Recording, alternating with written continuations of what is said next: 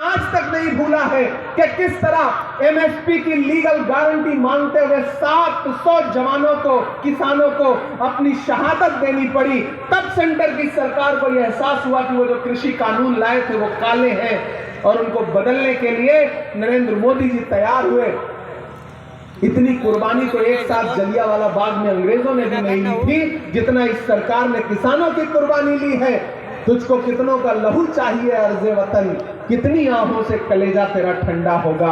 ये किसान विरोधी सरकार है, ये नौजवान विरोधी सरकार है। पिछली बार आपको याद होगा जब महागठबंधन की सरकार थी तो किस तरह युवाओं को नौकरी देने का काम किया था बिहार की महागठबंधन की सरकार ने। अगर बिहार का युवा चाहता है कि फिर से नौकरी आपको मिले, किसान चाहता है कि उसके सम्मान की राशि उसे मिले, किसान चाहता है कि उसके कर्जे माफ किए जाएं, तो एक बात याद रखना, अगर इनकी सरकार बनी तो अंबानी और अडानी के कर्जे माफ होंगे। अगर आपकी सरकार बनी तो किसानों के कर्जे माफ होंगे, मजदूरों के कर्जे माफ होंगे, गरीबों के कर्जे माफ होंगे। यह बुनियादी अंतर है भाजपा और कांग्रेस की सोच में, यह बुनियादी अंतर है नरेंद्र मोदी जी और राहुल गांधी जी की सोच में। मैं राहुल गांधी जी के साथ चला हूं 4000 किलोमीटर। मैंने देखा है उनके पैर के छाले, मैंने देखा है उस आदमी की मेहनत। उस आदमी ने बस एक नारा लगाया 4000 किलोमीटर चलते हुए कि नफरत छोड़ो भारत जोड़ो। एक मीडिया के साथी ने मुझसे कहा कि इमरान साहब आपको क्या लगता है भारत जोड़ो यात्रा से देश बदल जाएगा? हमने कहा बिल्कुल बदल जाएगा। जब महात्मा गांधी जी ने अंग्रेजों के खिलाफ भारत छोड़ो आंदोलन शुरू किया था तो उस वक्त भी कोई नहीं मान रहा था कि अंग्रेज देश छोड़ करके अंग्रेजों को जाना पड़ेगा।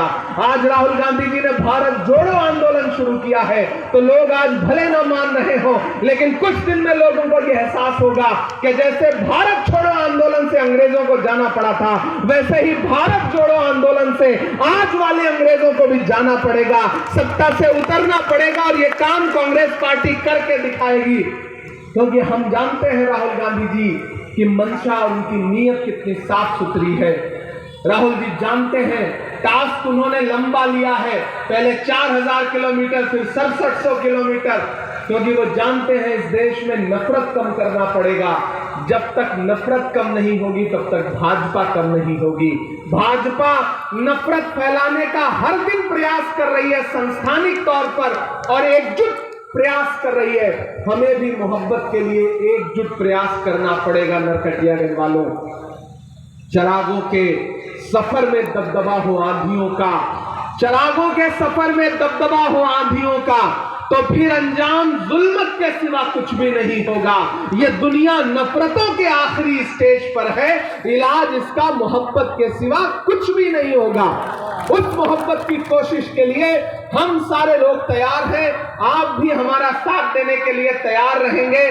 संविधान की एक प्रति उठाइए, अपने अधिकारों के हक के लिए संविधान को न सिर्फ अपने घर की ताकों पर, अपने घर के लाइब्रेरी में सजा के रखिए, बल्कि संविधान को पढ़िए भी। उसके आर्टिकल, उसकी प्रस्तावना, उसके पन्ने जो आपको अधिकार देते हैं, ये शासन, ये प्रशासन, ये तंत्र आपसे उन अधिकारों को छीनने में लगा है।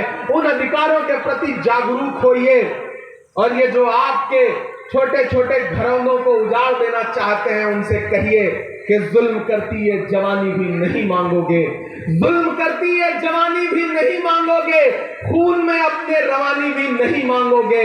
मेरे मिट्टी के घरौंदों पे बरसने वालों, मैं जो गरजूंगा तो पानी भी नहीं मांगोगे। इस देश का आम इंसान अगर जागेगा, बिहार का आम मतदाता अगर जागेगा, तो ये जो दिल्ली को बैसाखी देने वाली सरकार बिहार में बैठी है, वो बैसाखी भी टूटेगी और बिहार में बदलाव भी होगा।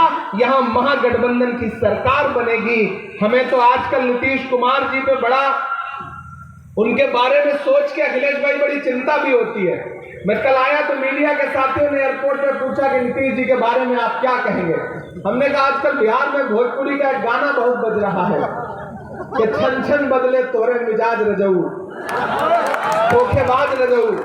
तो मुझे लगता है कि साहित्य और संस्कृति है ना, वो समाज का दर्पण होती है। तो ये जो लोक कलाकार हैं, जो भोजपुरी के कलाकार हैं, वो देख रहे हैं कि सरकार के मुखिया का मिजाज छन छन में कैसे बदलता रहता